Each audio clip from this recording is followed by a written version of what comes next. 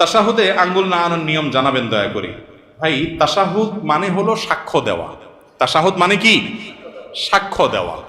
আমরা তাশাহুদের সময় আঙ্গুল দিয়ে ইশারা দেই না? অনেকে দেন, অনেকে দেন না। না দিলে নামাজ হয়ে যাবে, কিন্তু ওই যে লবণ ছাড়া তরকারির মতো, এটা সুন্নত হলো না। সুন্নত হলো ইশারা করা। ইশারা কেন করব? কারণ এই আঙ্গুলটাকে বলা হয় শাহাদাত আঙ্গুল। শাহাদাত মানে কি? সাক্ষ্য। এই আঙ্গুলটাকে বলা হয় সাক্ষী দেওয়ার আঙ্গুল। কেন? কারণ সাধারণত আদালতে, বিচারে, কোনো কিছুতে সাক্ষী দিতে হলে আঙ্গুলটা ব্যবহার করে, অমুক এটা করেছে, অমুক এটা করেছে, এটা দেখায়া যে কোনো কিছুকে ফিক্স করা হয়। এই জন্য এটাকে সাক্ষী দেওয়ার আঙ্গুল বলা হয়। আমরা যখন কালিমায়ে শাহাদা পড়বো আত্তাহিয়াতুর মধ্যে, আশহাদু আল্লা ইলাহা ইল্লাল্লাহ ওয়া আশহাদু আন্না মুহাম্মাদুর রাসূলুল্লাহ, বা তাশাহুদ মানে কি?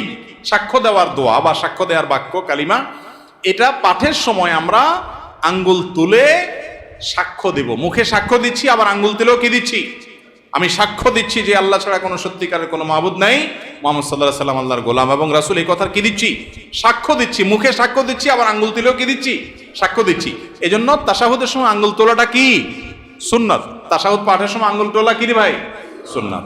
এই আঙ্গুল কিভাবে তুলবেন? এটার পদ্ধতি হলো, এই যে দুইটা আঙ্গুল, এই কোনই আঙ্গুল এবং তার পাশেরটা, এই দুইটাকে ভেঙে ফেলবেন। এভাবে ভেঙে ফেলবেন। এরপর তিনটা থাকবে, তো আর এই দুইটা দিয়ে আংটি বানাবেন। এভাবে মাথা মাথা জোড়া দিবেন এবং এটা ইশারার সময় এরকম উঠাবেন। বুঝতে পেরেছেন? আবার আপনার তাশাহুদ পড়া শেষ বা বৈঠক শেষ, তখন আপনি কি করলেন? আবার এটাকে স্বাভাবিক করে ফেললেন। কথা বুঝতে পারছেন তো? অনেকে আবার বলে আশহাদু আল্লাহ ইলাহা ইল্লাল্লাহ করে উঠাইতে হবে। ওই টাইমে না হলে একটু এদিক সেদিক হলে ইমান চলে যাবে। ইমান এত সস্তা জিনিস, এটা ভুল ধারণা। বুঝতে পেরেছেন? যে না, এই টাইমে না হলে, টাইমিং উল্টাপাল্টা হলে আবার ঝামেলা আছে, বাবা দরকার নেই, থাক, এটা তো সুন্নত কাজ, নাই করলাম। এরকম অনেকেই করেন, এটা ভুল ধারণা। বরং এই তাশাহুদের সময় আপনি আঙ্গুল উঠে ইশারা করবেন। অনেক ভাই আঙ্গুল নাড়াচাড়া করে না।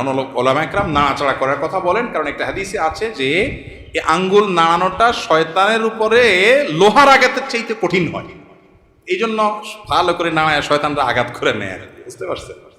কিন্তু এক্ষেত্রে দুইটা মত, যদি অনেক ওলামা একরাম বলেছেন যে নাড়াইতে থাকা এবং এটা শয়তানের জন্য বেশি কঠিন হয় লোহার আঘাতের চাইতে বা এই জাতীয় আঘাতের চাইতে। তো এই মতটার চাইতে আমার কাছে অধিকতর শক্তিশালী মনে হয় এবং এটাই বেশি বিশুদ্ধ মত, যে নাড়াইতে থাকা না, বরং ইশারা দেওয়া। কারণ বেশিরভাগ হাদিসে যে ভাষ্য আসছে সেটা হলো তাশাহুদের সময় আঙ্গুল দিয়ে কি করা? ইশারা দেওয়া। ইশারা কিন্তু নাড়াইলে হয় না। নাড়াইলে ইশারা হয়নি, হয় না। উনি আমল করলেন, কিন্তু হাদিসে বেশিরভাগ কিসের কথা আসছে? ইশারার কথা আসছে, নাড়ানোর কথা আসে নাই। আর তাছাড়া সালাতের মধ্যে যে খুদু অবলম্বন করা, সুকুনের সাথে থাকা, এটার সাথে এটা যায় না। সব মিলিয়ে আঙ্গুল ইশারা করা তাশাহুদের মধ্যে এটা একটা সুন্নত কাজ, একটা ভালো কাজ, যেটা আমাদের বেশিরভাগ মুসল্লি ভাইরা করেনও না। এটা করা উচিত আমাদের।